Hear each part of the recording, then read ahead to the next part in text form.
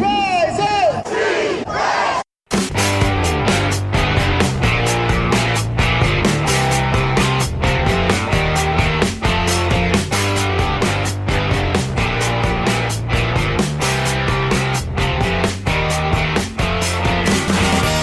This is the Rise Up See Red podcast, all about the Arizona Cardinals and the NFL, featuring insider and outsider perspectives. Enjoy the best hour of Cardinals talk on the web. Now here are your hosts, Jess Root and Seth Cox.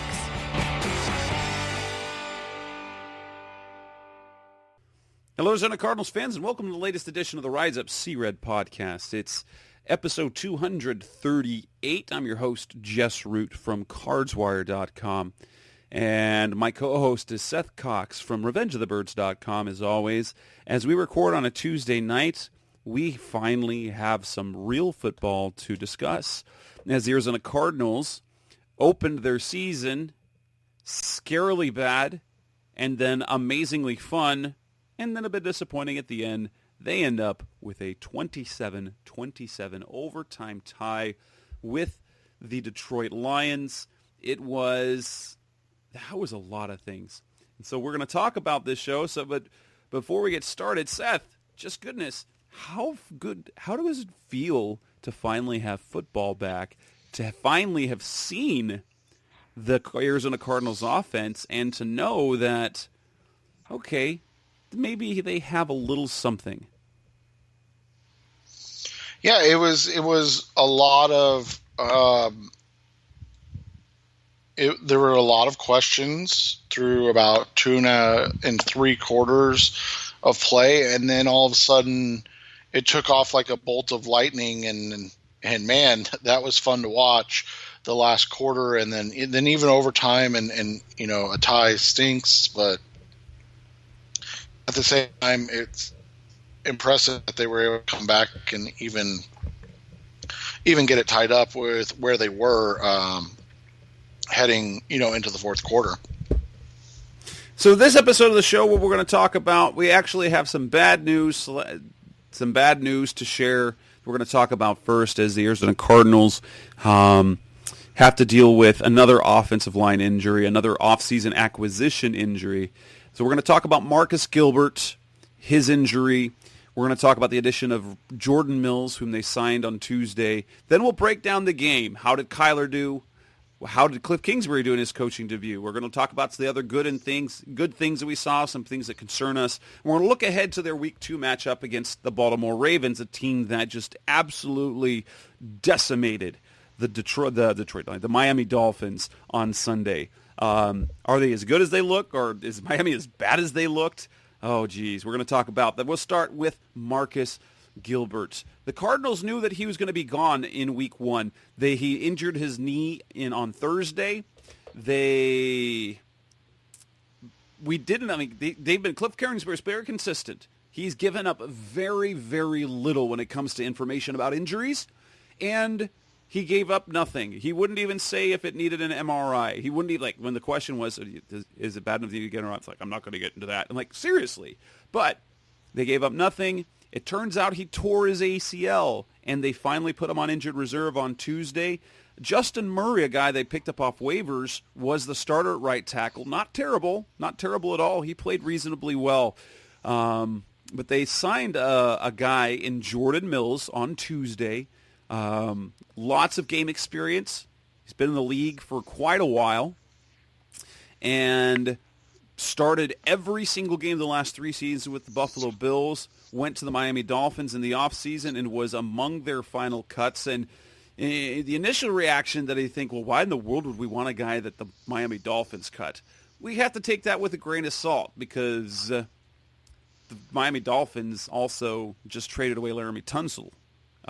So I don't know if their goals were to keep the most talented players, or rather just to, hey, let's get some young players. I don't know. So what do you think, first of all? What were your first thoughts on the Marcus Gilbert injury when we knew about it last week? So unfortunately, Marcus Gilbert never even gets to play a game for the Cardinals. Yeah, you and I talked about this when They traded for him back in March. There was always just that one big caveat: if he can stay healthy. He's just unfortunately a guy that's been injury prone, and we don't. Do we know what knee it is even at this point? Nope. Okay, so we don't even know if it's the knee that he's struggled with or if it's the opposite knee. I mean, in my learned opinion, it can be either, because once you start having problems with one knee, it makes it more vulnerable, but then also the other knee becomes more vulnerable because typically you're putting more stress on it. So, at the same time, it's not a shock. It's unfortunate, and it's not anything that, we were expecting to happen this early. Because like Jess said, I mean, did we see Marcus Gilbert as a 16-game starter? No. Did we see Marcus Gilbert as never suiting up for the Arizona Cardinals in the regular season? No. So that's what makes it tough. I mean, you can only go into battle so many times. He's 31, I believe, correct? That sounds about right. But yeah, I mean, a 31-year-old. This is probably death to his career. Yeah, he's a 31-year-old. He is, he's not a small man. And that was something that, when you look at injuries and you look at situations, guys that are 6'6" and play at a listed weight of 330 pounds. So he's probably closer to 340, 350 maybe. I mean, and you're talking about lower body injuries, leg injuries. Like, it's a bad combination. And in the end, it was a 6th-round pick. And so, I mean, it sucks for the Cardinals that they're going to eat $5 million more in salary, because he was on the roster for the first game, so he's guaranteed that salary even with injury.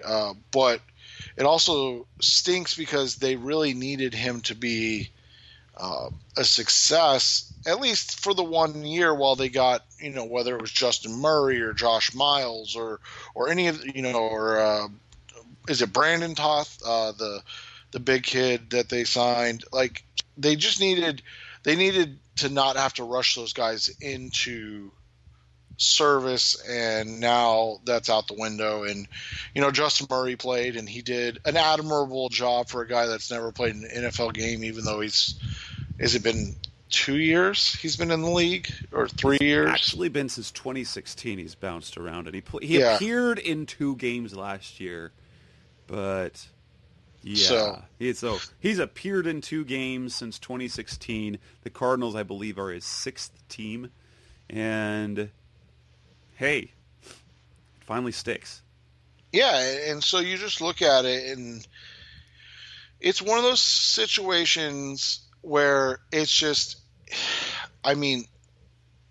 it's not a surprise, and that's what sucks about it, is that I think all of us went into the season really hopeful that it would work out, but at the same time, you just go, I'm not surprised by this at all.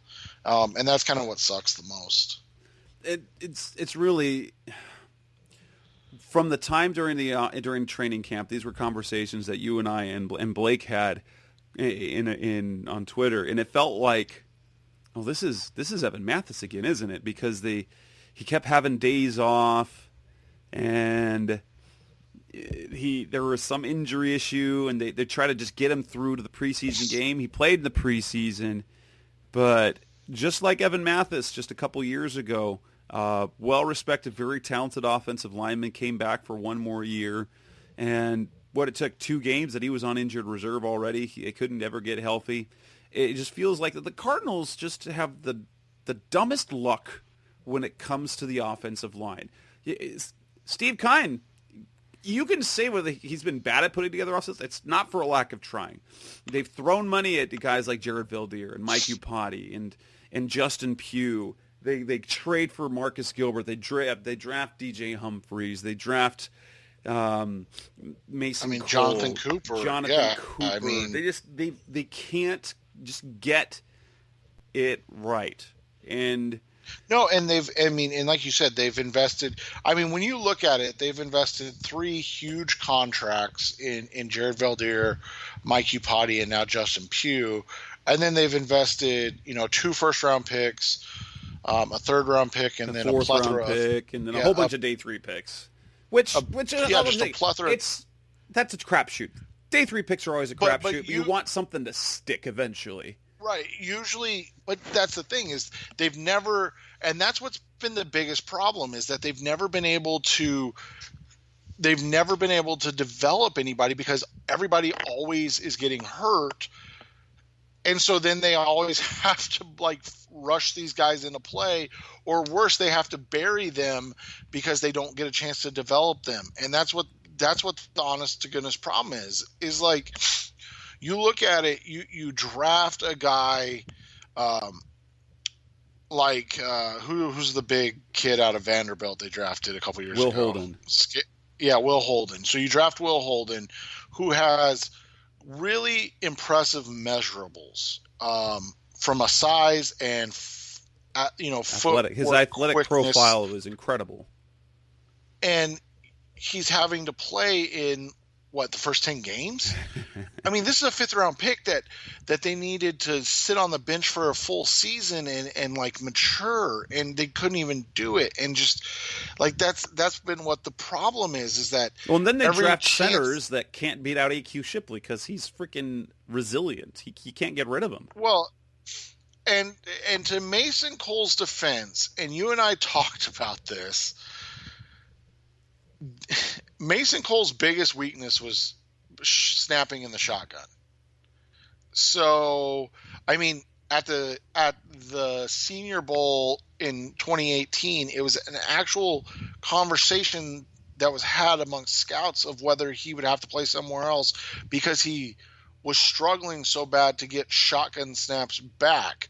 So you bring in an air raid and it's all shotgun, and you kind of, at that point, just you're like, oh crap. But you get what you ask for. I mean, you can't ask a guy that probably his biggest weakness as a center is shotgun snapping to now shotgun snap 99% of the time. So it's unfortunate. It is what it is. And so, it just is another, I don't know how to say this without sounding rash or uncouth, but it's just another, headstone in the graveyard of Steve Keim trying to, yeah. That's all it is. And I hate saying it like that, but this dude, again, not for lack of trying. Now you can say there's one thing that you can say that he has been guilty of, and that is he's avoided the highest price, the highest talented guys with going with guys. Every single one of these guys that he's picked up, that he's put out, he's given money to or acquired, they've all had durability concerns. Mike Upati came in that last year. He's a little bit banged up. When he was playing for San Francisco, Jared Veldheer had missed time with the torn triceps. Justin Pugh had missed 12 games in the previous 2 years. Then you add Marcus Gilbert, who played 12 games in the last 2 seasons. Really there's been one offensive lineman of any note, of any repute, that they've acquired in free agency who has been durable, has a history of durability, is J.R. Sweezy. And people's reaction to signing J.R. Sweezy is, eh. Yeah, and people were upset about that, and so it kind of, bringing this all back full circle, the signing of Jordan Mills, I mean, what was the one stat you gave us about Jordan Mills the last 3 years? Every single game of the last 3 years, he started 48 straight games playing right tackle for the Buffalo Bills. That's great. Yeah, so I mean, is he good? I mean, probably. I mean, he's nowhere near as talented as Marcus Gilbert, but the talent of Marcus Gilbert doesn't matter because he can never get on the field. So at that point, it is what it is, and that's the part they're at now.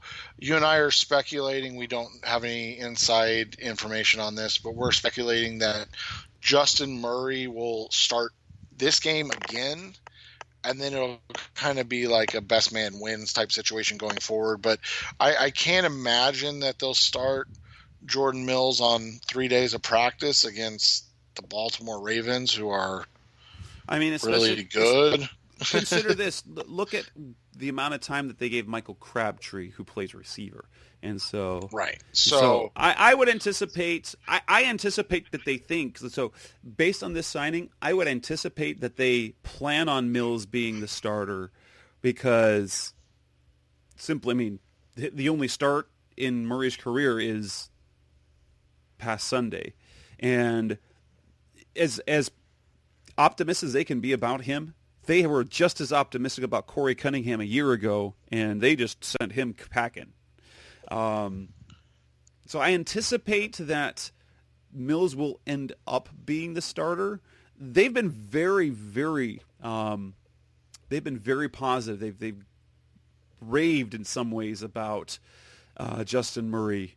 But I think it's talking about a huge upgrade to the roster. But I never thought you can't rave about a player like that and think that he's a starter when he's on your sixth team in 4 years. So I think they like Murray's ability to come off the bench more than having him as a starter. He did admirably, but then what did Cliff Kingsbury say on Monday is that they had tackles in on Monday they were working out. So Justin Murray's probably the guy this week, maybe next week. I anticipate Mills will be the guy at some point moving forward.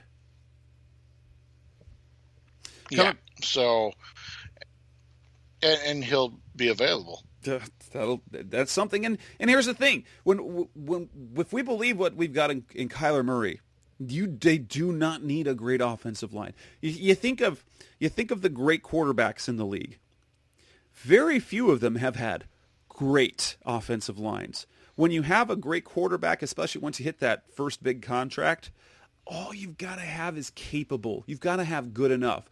When Carson Palmer lit up the league in 2015, that offensive line was not good. 2016, when David Johnson set records, there was not a good offensive line. They were barely capable. Kurt Warner, when they went to the Super Bowl, come on. Mike Gandy was nothing special left tackle. Levi Brown was playing right tackle. That was a good enough offensive line. That's what we need moving forward. Coming up next on the Rise of C-Red podcast, we're going to move to the game, start breaking things down, talk about the performances there. We'll talk specifically about Kyler Murray. That's coming up next on Rise Up C-Red. We're back on the Rise Up C-Red podcast. Best hour of Cardinals talk on the web. Let's talk about Kyler Murray. Kyler Murray. Ooh, that was a game that really did not look good for a while, and then suddenly it looked great. How worried were you after the first half of play with how Murray was playing? It's one of those situations where I wasn't worried about his long-term outlook. It was frustrating that there was not more early success. Just because, you'd love to see this kid come out and kind of straight off the bat, straight out of the gate, be really successful, especially since, you and I spent the last month saying things like, oh, they're not showing anything, they've told us this, and, they're saving it for the regular, and then to come out kind of flat and taking their time to get into gear, it was not a whole lot of fun. And so you're sitting there going, should they have shown more in the preseason? And yeah, that's the thing you had to think about is, and Cliff admitted that. He admitted that afterwards. Is like, well, it's a give and take there. Do you want to not show anything, or do you want to rep it? Because if you rep it so that you can execute, but then you've given other defenses a chance to see things. And he chose one way, and well, now that it's on, they probably won't have to keep as much in future preseasons, because We know the Cliff's going to have at least one more year, right? We know that. But the thing that was interesting about me and Kyler Murray's demeanor has always been the guy doesn't get nervous. It was obvious. It was really obvious that he was, I don't know if overwhelmed or nervous, but his inexperience did come into play because there were times when, like, the interception, that was very rookie-like, and it wasn't Kyler Murray-like because the analytics show like his game tape. He doesn't turn the ball over, and that was just one of those ill-advised throws. The interception in the first half, he was a little off on his throws, the tips at the line of scrimmage, and so kind of everything was coming to like, oh, he's the first batted down. First ball tipped the line of scrimmage. Oh, he's too short. Like, what the stat they kept throwing out there when they drafted him? He only had 5 passes batted down his entire last year at Oklahoma. 4, count them, in his debut for the Cardinals. And it was just, he wasn't in rhythm, and it looked worrisome because this supposedly innovative, high-powered offense was producing at roughly the same level as their garbage offense and scheme from a year ago. Yeah, and so there was a lot of, kind of questions heading into this about what was going to happen and how it would work out. And then you watch it, and it started off, and you could just tell that there's just not a lot of rhythm. Wide receivers were turning around late, or Murray was early, or Murray was late, and so there was just, I mean, and then the offensive line in the first half wasn't great. Then they would have silly penalties that kind of got them into positions where, I think I saw a stat that came up that said their average like third down to go was like 17 yards. Yeah. And that was just, I mean, there's no that you. I don't can't care have, if it's it doesn't matter right. if it's I don't care if it's Tom Brady. Right. Like you can't ask a rookie in his first start to overcome that consistently, and so that was really what it was. And I think as they found the running game and they were able to lean on it more, that's really what opened things up, because all of a sudden now you have options. Now you're multiple on second down and third down, as opposed to, well, if we run on second and long because we gave up a sack or had a penalty on first down, now, and we don't get chunk yardage, well, then we're in an obvious passing down. And so that was a lot of the first 2 3 quarters of the game. And as they got into more of a rhythm and they got into, multiples on second and third down, all of a sudden they were able to kind of bring out the bag of tricks. I think Cliff was able to show a little more of his diversity and that innovation that everybody's talking about so much, and just the way, I mean, just running a double mesh with Christian Kirk running the jet sweep and then David Johnson running, that inside zone, and the defense now has to account for Kirk on the jet. They have to account for David Johnson on his own, and then, oh, by the way, Kyler Murray may actually keep the ball and run, and so all of a sudden things started to open up. And then when that started to work, you started to see the rhythm of Murray, and so it was almost like, it's weird to say this, but it's almost like he needed the run game just to make the defense have to shuffle their feet. And then all of a sudden it was like, oh, okay, now here's my throwing lane. Now here's, we've got the defense going this way, and here's Keyshawn coming back this way. Here's Larry going out this way.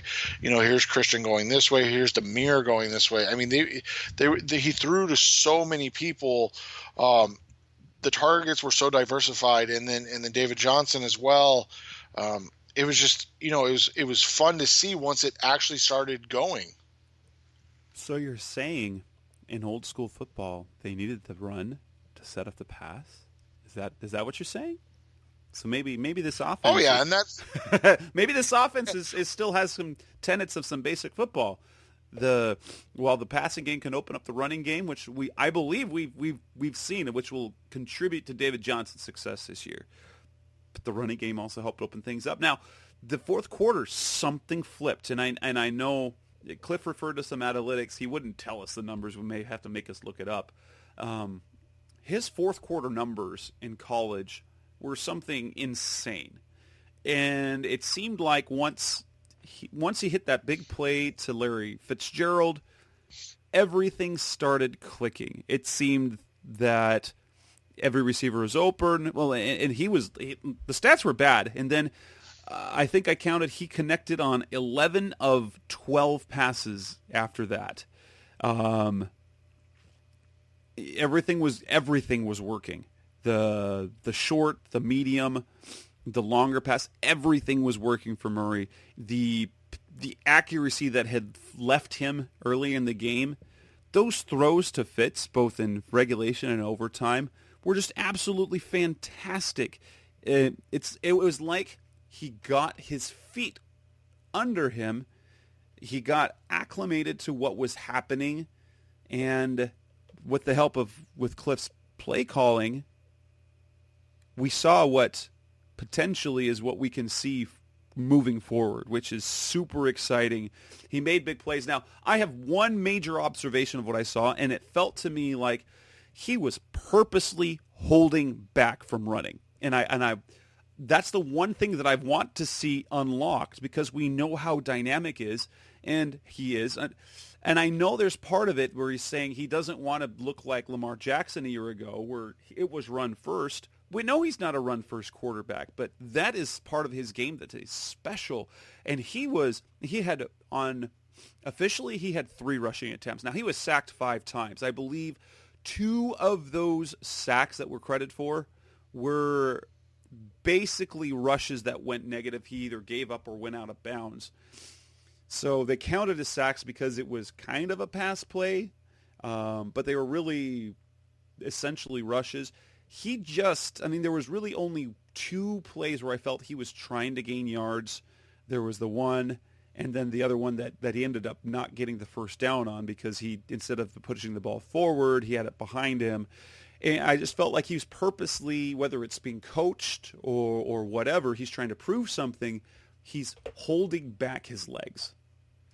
Yeah, and I feel like it's probably being coached at this point, because it seems like it's a conscious effort to make sure you're not running, which is just, that's silly to me. Like, be dynamic, let the kid out of, and kind of, and develop into who he is as a player, and let that be a multiple option type of guy, a guy that can do different things. And so, at that point, you just kind of, you look at it and you hope that they're a little more freeing of him as the season goes on, and that they're able to kind of, grow a little bit more from that, and be a little more willing to let him be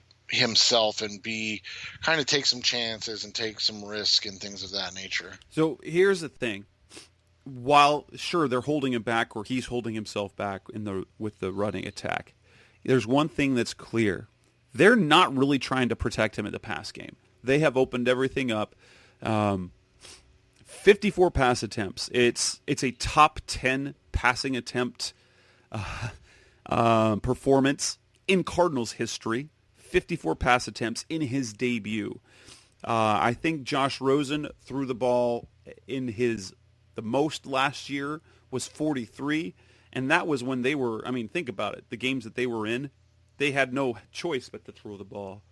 I think Carson Palmer was the last to throw 50 times, and that was in October of 2017.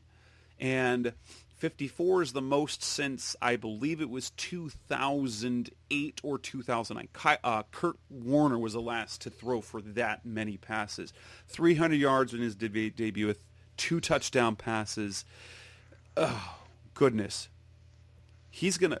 Now, assuming as we see, maybe it won't be as great as it was in the fourth quarter, but it certainly won't be as bad as it was the first 3 quarters. Maybe we can see, is he going to really put up video game numbers in the passing game? It sure does seem like it. I mean, I was slightly like you, disappointed in his rushing numbers. And so even if you take away, fifth, and it'll be crazy, it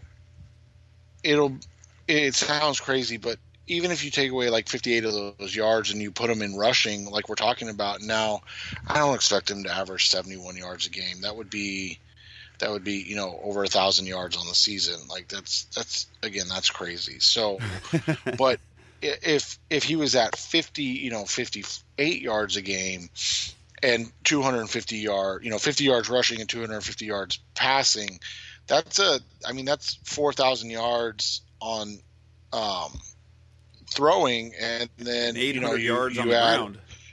Yeah, you're talking nearly 5,000 yard performance as a rookie, and so and again, we're not saying 2 passing touchdowns a game, but if you're talking about 2 total touchdowns a game, I think that's fair. You're talking maybe 4,500 total yards and 30 total touchdowns.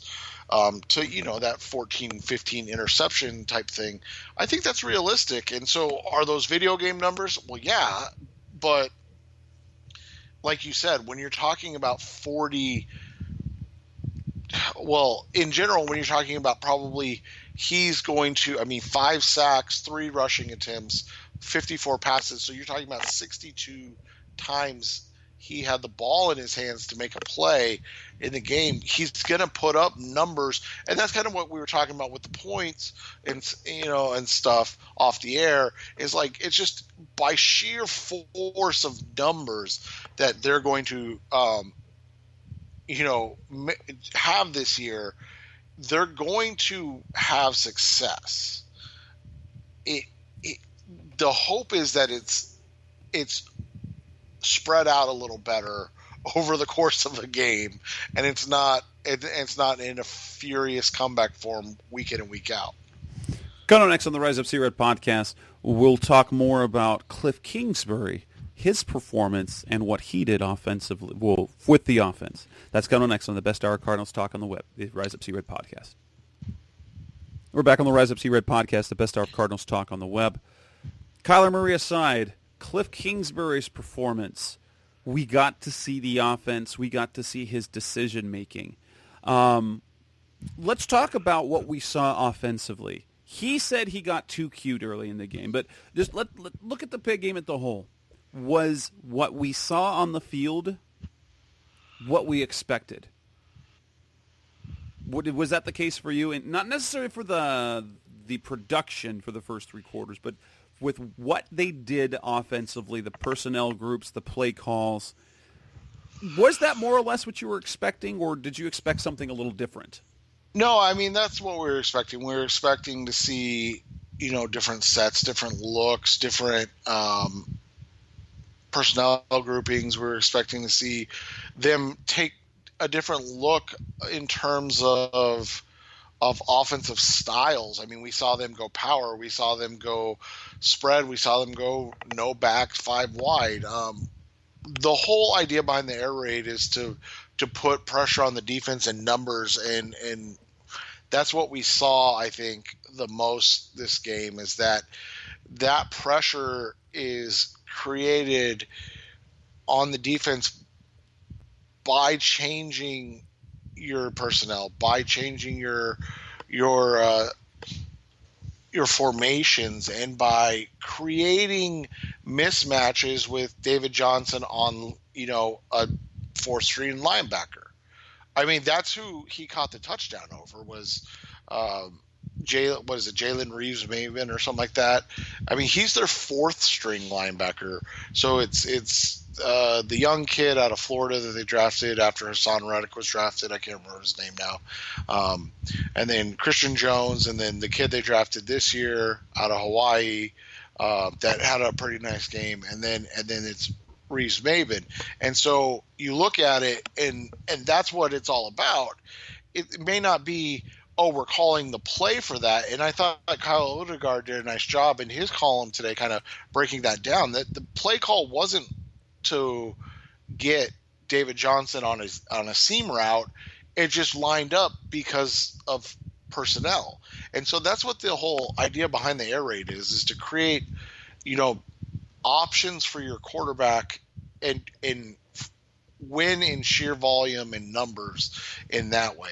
And I think that's what we saw. I mean, I'm not going to be surprised if we see, it's never going to, I shouldn't say never, but it's not going to be 2 or 3 quarters every game. But I won't be surprised if we see slow starts in several games this year where they're trying to, find the right groupings and take advantage of the right matchups. And then, on the 4th or 5th series of the game, then they find it, and now all of a sudden they're able to really exploit it and attack it. For me, what I saw, and it becomes very clear to me that Cliff Kingsbury is all about just making things difficult for defenses.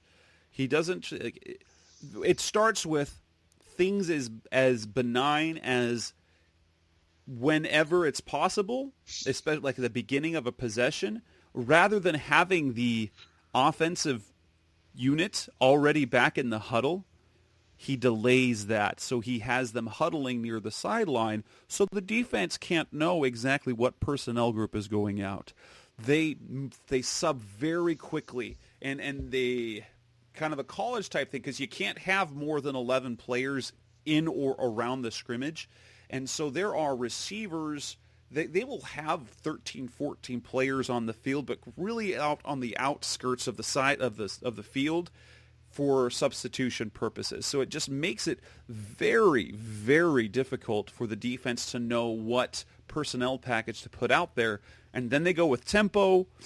You could tell at least, and I can think that the Cliff was trying to be a little too cute on some things, is where they would line up in one formation that suggests this and do something else. A perfect example of that is when David Johnson didn't get the touchdown. When he didn't get that touchdown, and it's second and goal or first and goal or whatever, inside the 2, like inside the 1, they line up in a superpower package. So they have no receivers on the field. Technically, I call it a 14 personnel. They've got David Johnson in the backfield.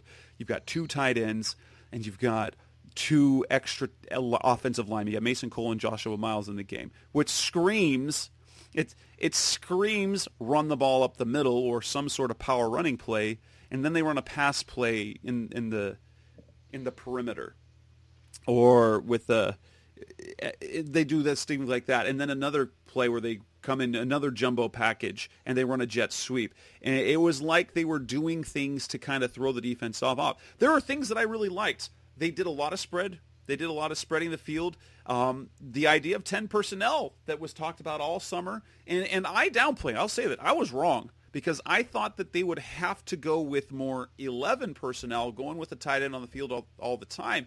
And the truth is, the guy that got on the field the most, they only had 36 snaps of the 82 where there was any tight end on the. There were only 36 tight end snaps in the entire game.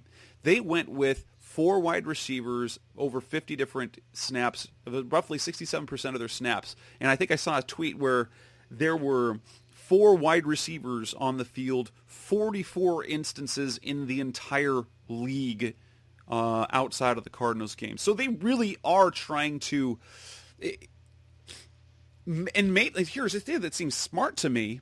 What's one of the areas that's the hardest to keep good depth at? And that's a defensive back. If you put 4 receivers on the field, you're taking linebackers and defensive linemen off the field, positions which are typically a little deeper, that you can scheme more for, and then you're putting defensive backs on the field. You're putting a third-string safety or a fourth-string cornerback. That's going to work out for you at some point if you're running your routes correctly and making your reads correctly. And this, it's schemed perfectly. I like that they would spread things out. Sometimes it's had Max Williams and Charles Clay, but they wouldn't be lined up in line. They'd be out on the perimeter. They'd be in the slot or out wide. And so it just creates different challenges for the defense. And in terms of formations, it was as creative as I think we expected them, because we saw a variety of formations, a variety of motions, movements, and it was all in the sense they're trying to deceive the defense and just make it really tough for them. Yeah, and what it did is it allowed guys like Keyshawn Johnson to get a lot of targets. It allowed Demir Byrd to get targets because, I think back to that. I think it was third down. It might have been fourth down. I can't remember, but it was the play to Demir Byrd, and it was after a big play to Larry, and Kent Summers tweeted out, if I'm the Cardinals, I'm looking to Larry on this play, and then they went to Demir Byrd, and it was just like that wonderful. It was that wonderful, 12-yard hitch where Bird ran him off, and he came out of his break, and the ball's literally waiting for him to just, to catch, and that was that. And that is what, kind of the whole thing with the air raid is. It's like, okay, who's Darius Slay on? Oh, Darius Slay's on Larry Fitzgerald. Well, you and I talked about Darius Slay last week. He's not just good. He's literally an all-pro corner. I mean, he's a fantastic player. And so when that happens, you are able to say, okay, where's, as Jess pointed out, we're 4 wide or we're 5 wide. Okay, who's the weak corner? And then that's where you go to. And so when you see that, that's how this offense is creating mismatches and is able to do different things. And that's what, I think we saw the best part of the offense in game one. I think that's what Cliff was able to do well. In terms of game strategy, the end of the game, some suggested they should have in overtime gone for it. I was totally okay with the decision to punt, especially since it was at 4th and 7. Play for the tie, say what you will. They put themselves in a position to, 1, not lose easily, and 2, trusted the defense that maybe they can make something happen, and it almost did. In terms of other strategies and things like that, did you feel that Cliff did a good job overall? I thought he was a little less aggressive than I was expecting. And maybe that's just the first game jitters as well. Like, you've heard that he was going to change things and be kind of innovative. And one of the innovative things is aggression, because the NFL tends to just be so conservative. They tend to, always, I don't want to say always, but they tend to play to lose more than they play to win.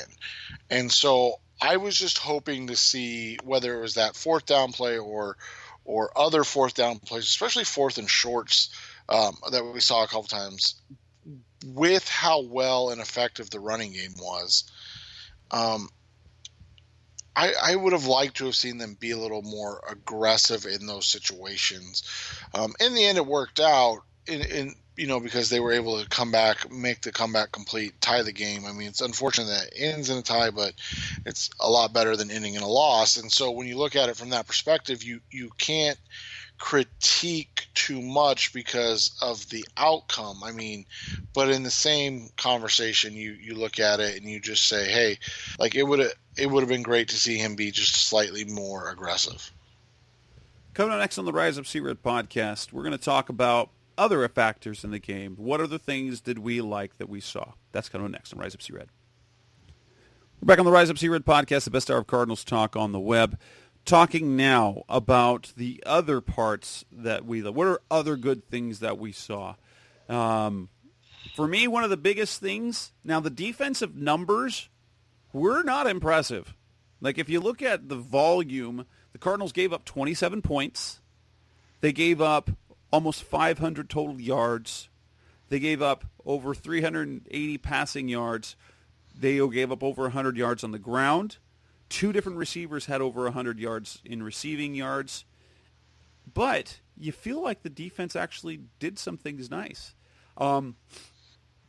The corner, despite the really gaudy bad passing numbers, the passing game held up pretty well. There were plays made, 3 sacks. You got a sack from Chandler Jones and a fumble recovery. You get 2 sacks from Terrell Suggs. You get some solid play from Jordan Hicks was super active. I thought that the defense performed better than the numbers say, which was good to see, especially when you were dealing with, Tremaine Brock as one of your starting corners and having to have Joe Walker at linebacker. And it was not a great performance, but no. it was they were better than the numbers were, because they held him 33% on third down. They pressured Matthew Stafford on almost half of his passing attempts. And you take Matthew Stafford's rushing yards away, and you've got a real respectable rushing performance. Yeah, and that's the whole thing is you look at it, you're never going to shut down a team. I mean, one, there's not enough talent. Like, let's just be completely honest. There's just not enough talent. And so when you look at it from that perspective, you go into, okay, well, what do we do well? Well, yeah, they gave up a ton of pass yards, but they also had multiple sacks, multiple sack fumbles.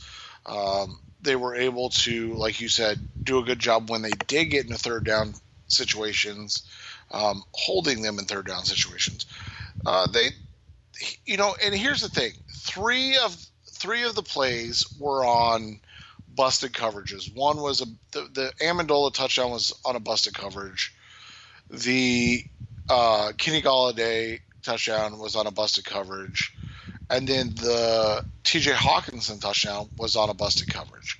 So you look at it and you go, okay, well, who were the guys in coverage? Well, Tremaine Brock, I believe, was the guy on Amendola. I could be wrong, but I'm pretty sure it was Brock on Amendola, and he got lost. He basically just got lost in the field. Okay. So a veteran, a long-term veteran, a guy that knows Vance Joseph's defense got lost. Then on the Kenny Golladay touchdown, Byron Murphy got lost. He had no idea where Golladay went to, and that was on him.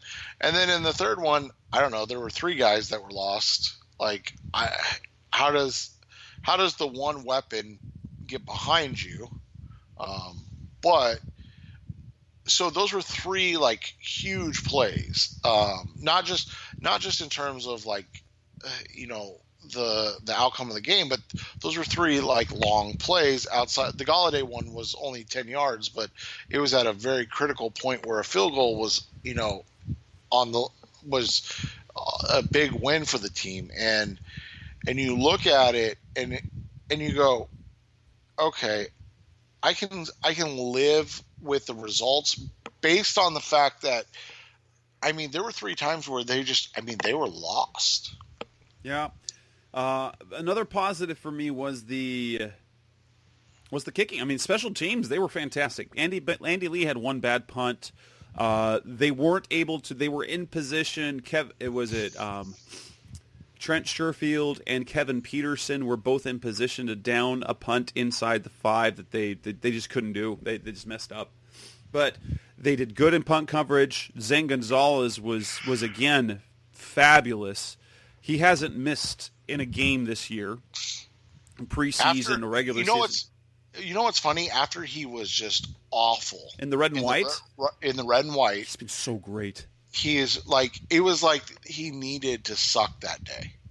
And that's what's funny is like, because that's where you and I were vocally concerned the whole offseason. Why don't they have another guy? Like, just have a somebody. Guy. And then the red and white happened, and we were like, oh, this is clearly an issue.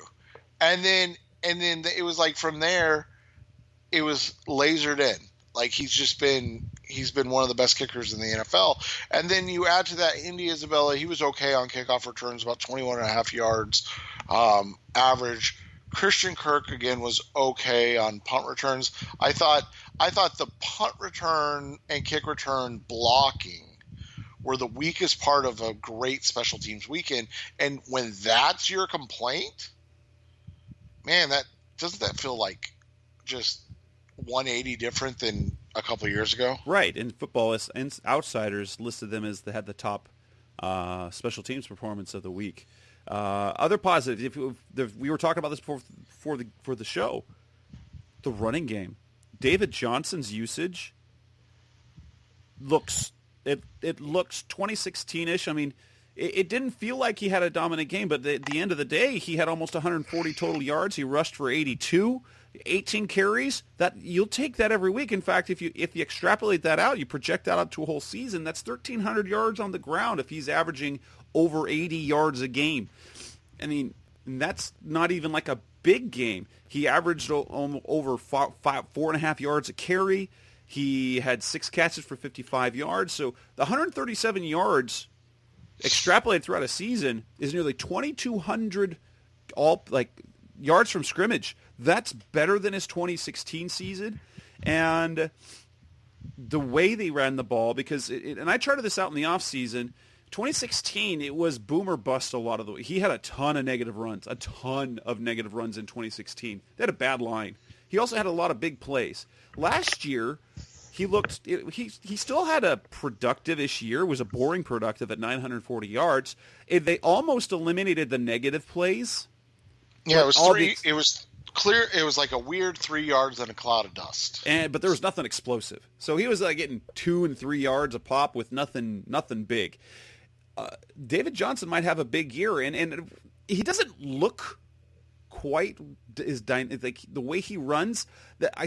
It looks like he's forgotten how to run like he did in 2016. Maybe it's being coached out of him. Maybe it's just because they have a different coaching staff. But I think we're going to be excited for what David Johnson does this year. And maybe it's just a sheer volume. If you're doing that many offensive plays, there's going to be a lot of big numbers. Yeah, and you look at, Larry Fitzgerald had 8 catches. I went back. He only had one game last year where he had that many catches and had over 10 yards per reception. So that was, it wasn't just a volume dump into Fitzgerald. It was, it was productive long yardage. It was good to see. It was something we haven't seen from him in a while. Not anything of his doing, I would guess, but it was good to see, a little bit different usage for Larry, and he was super productive in a game where they needed somebody to make plays, and he was able to. That was really good to see. I think another old guy that really played well was Terrell Suggs.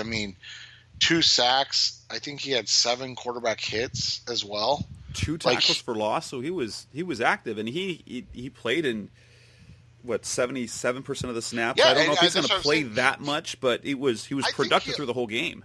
I think he'll be a 70-75% type of guy.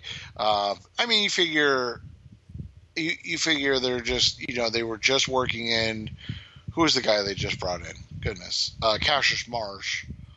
So they haven't even really got him accustomed to it yet. So it's really just Brooks Reed this week that was getting the kind of secondary pass rush stuff. So now you'll get a little bit more Cassius and a little less Suggs, and I think it'll help both guys. Obviously he's not going to have 32 sacks on the season, but even if he can go, he can get to 10 double-digit sacks for someone his age. 37-year-old. Oh my gosh, That's insane. So, I mean, it was great. I mean, we can never talk enough about Chandler Jones, and that's just a fact. I think I think it was Joe Thomas that tweeted it out. I wish I could remember during the game, but it was, that Chandler Jones is a top 5 player at his top 5 pass rusher in the NFL, and one of the most underrated players in the NFL, and that's weird to say. Other than that, coming up next to the Rise Up See Red podcast, let's talk about some of our concerns before we move forward and look ahead to the game against Baltimore. So look into this. Coming up next on Rise Up See Red. We're coming up next on the Rise Up See Red podcast, the best hour of Cardinals talk on the web. Here we are now. There were still concerns. What is your major concerns that you have still coming out of that game? Things are like, that probably could do a little bit better. What stood out to you as concerning? I think when you look at this game overall, the biggest concern is going to continue to be,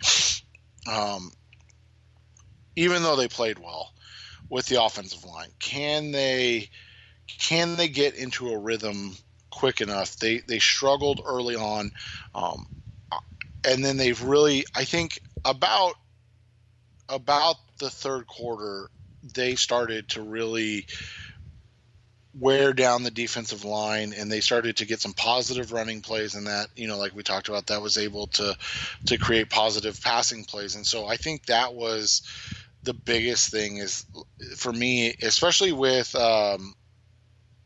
Baltimore coming up. Like they still started slow that way, and so can they play a full 4 quarters like they did in the second half? That was because the second half, I mean, they played really well, and I think a lot of it was you saw the J.R. Sweezy thing, but I think a lot of that had to do with he was so worried about Justin Murray, and he was going to help Justin Murray in so many snaps that it caused a problem. And so I think that's the biggest thing. If they go to Jordan Mills this early, like, is there going to be the same type of issue to start with? Or if they stay with Justin Murray, are they going to be able to kind of continue what was a really positive second part of the game? My main concern is simply defensively is we got to get Hassan Reddick back out there. As crazy as that sounds, they need Reddick out there. Joe Walker, he's a capable guy, but they need Reddick out there for his athleticism and ability to cover guys because. And it was interesting because it looked like they were really going to hold Reddick back. Joe Walker was playing most all. Reddick was only going in for specific packages when it looked like it was a clear passing down situation, and they either asked him to rush the passer or to play in space in coverage. After Joe Walker got burned on that T.J. Hawkinson play, Reddick was in there for a lot, and he ended up playing more than Walker, 52 snaps to 86, and I was surprised. But I think if Reddick isn't able to play right away or get to that 100% level that the linebackers usually play in this defense, that's my major concern because Hicks played well. If Reddick's out there, you at least have someone to keep up with the athletic tight ends that are around. Yeah, and that was a problem this week, and guess what? Baltimore has 2 of those guys. And Mark Andrews and Hayden Hurst. So that and Lamar Jackson threw them roughly 90 passes on last Sunday. So, that's a huge thing this coming week. I think, the other concern is you have to be concerned with the blown assignments that we talked about. We talked about basically every corner that had an assignment blew an assignment at least once, and they all led to big plays. And so that's the thing is like we understand there's going to be growing pains and things of that nature, but like, are the blown assignments going to always result in touchdowns? Like that's that's the thing is like if you're gonna blow your assignment, it can't be for a big play. And I know that sounds like contradictory, but like if you blow your assignment, can you recover? Or because that was the thing is like the Amendola and the Galladay touchdown, there were literally nobody within 20 yards of them. I mean, there's just nobody close to them. So, you know, that doesn't give you a chance to compete. If you make an assignment or, you know, error, at least give yourself a chance to compete still. And that's the biggest thing. Like, or can you cut it down to just 2 blown assignments in a game instead of 3 that lead to touchdowns? Simple. And even the Hawkinson touchdown was a mistake because they had, I think, 4 guys in the end zone in coverage. And none of them went. None of them followed Hawkinson. Yeah, none of them went to the back line. It was like that's like scramble drill 101. So that's the thing is you really want to. That's what you kind of want to see is like, hey, let's cut down on the big errors because they're gonna make mistakes. It's game 2 of the season against a really good team. They're gonna make mistakes. I guarantee you. But it's how do we minimize those mistakes? Coming next on the Rise Up C-Red podcast, the final segment of the show, we're going to talk about the Ravens coming up next on the Rise Up C-Red podcast. We're back on the Rise Up C-Red podcast, best hour of Cardinals Talking Red. We're going to wrap this up talking about the next matchup the Cardinals have against the Ravens, who are heavy favorites. They blew the doors off the Miami Dolphins 59-10. In Miami. Now, granted, this Miami team is terrible. They are bad. But Lamar Jackson threw 5 touchdown passes, 324 yards. When what was it on? It was under 30 pass attempts. How do you do that? They rushed for 265 yards. They threw for 378. This is ridiculous. Robert Griffin came into the game and threw for 55 yards and a touchdown. They threw 6 touchdown passes. And they still have a very talented defense. They lost Eric Weddle, but guess who they replaced him with? Earl Thomas. Yeah, they lost a Pro Bowl, All-Pro safety, and then added a Hall of Fame safety. So, you know, things are going well for them. So they're favored by 13.5. Where do you see the matchups? Because this is going to be an intriguing game.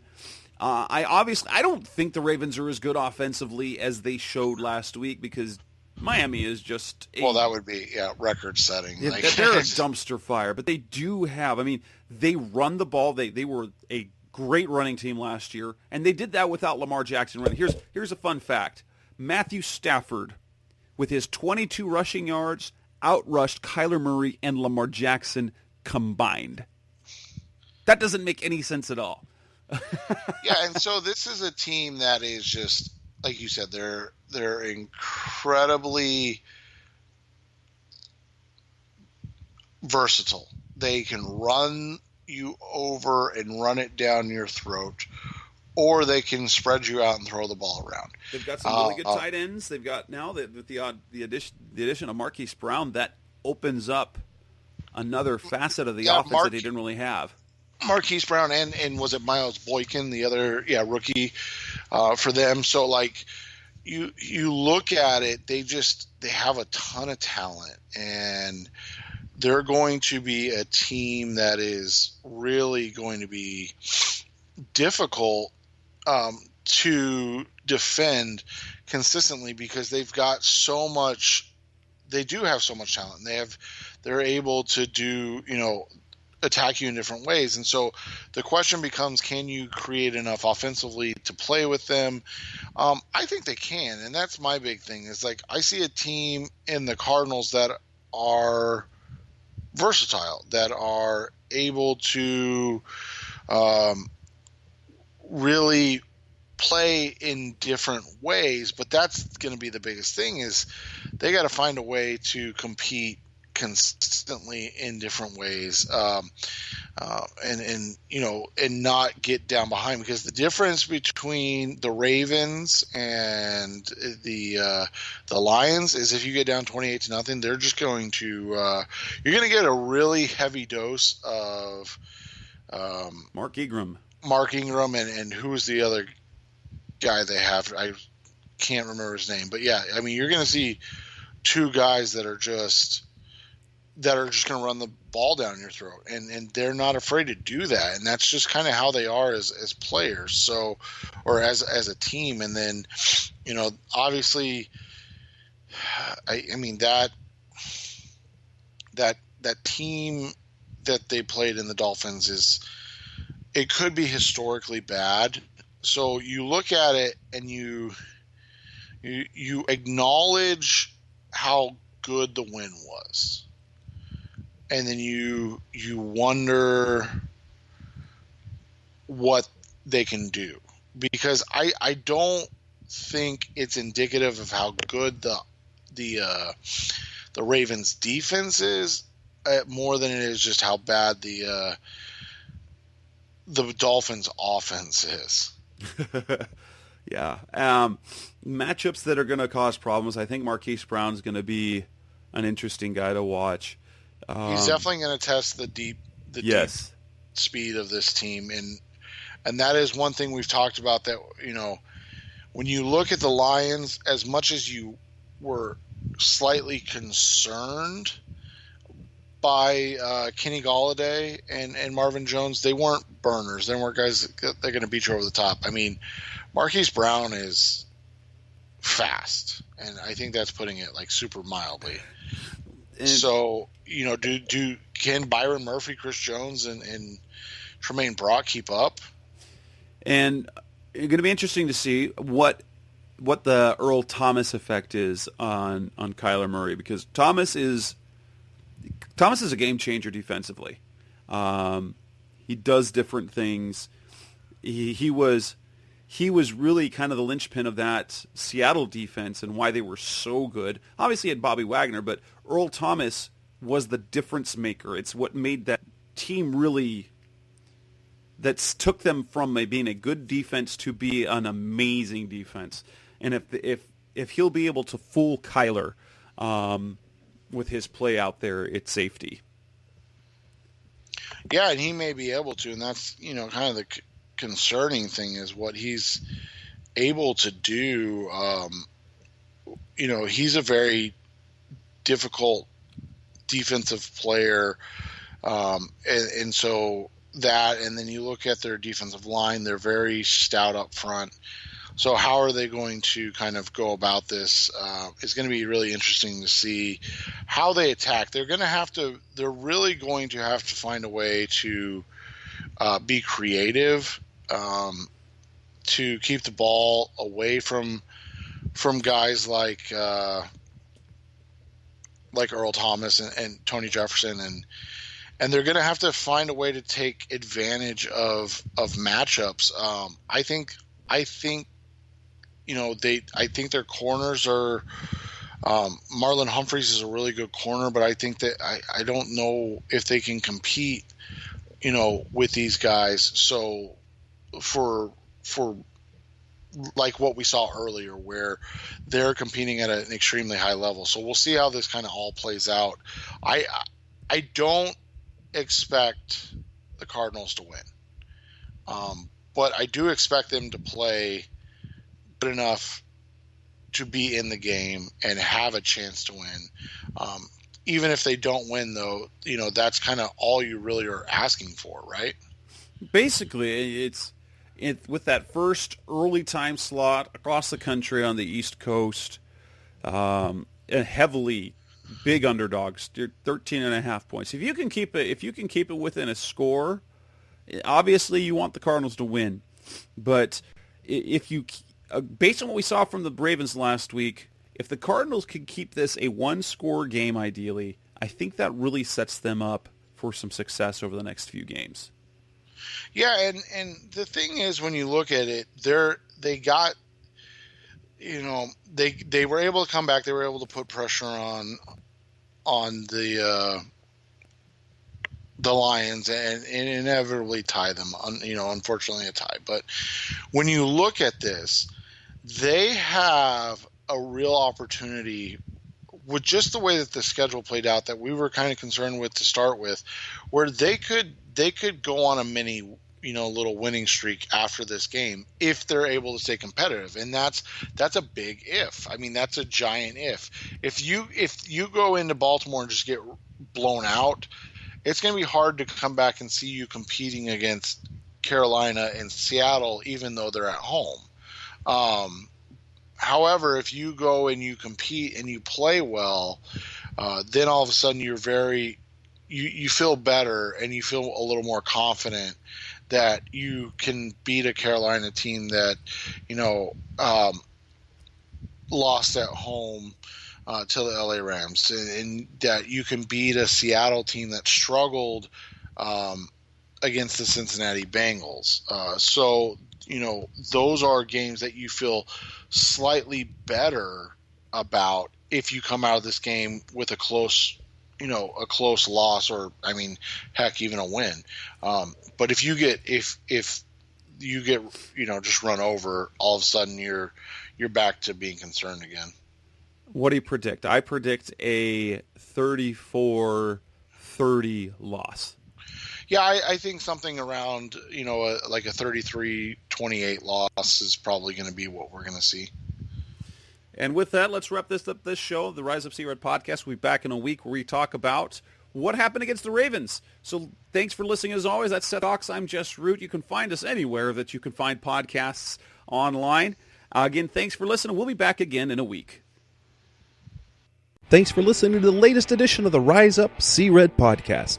Listen to previous episodes and subscribe to the show on Apple Podcasts, Stitcher Radio, Audioboom, or many other podcast platforms so shows are delivered directly to your mobile device. Please give the show a 5-star rating and always support the sponsors who support the show. We'll be back soon for the best hour of Cardinals talk on the web. Rise up, Red Sea, be Red Sea Red, and of course, Rise Up Sea Red.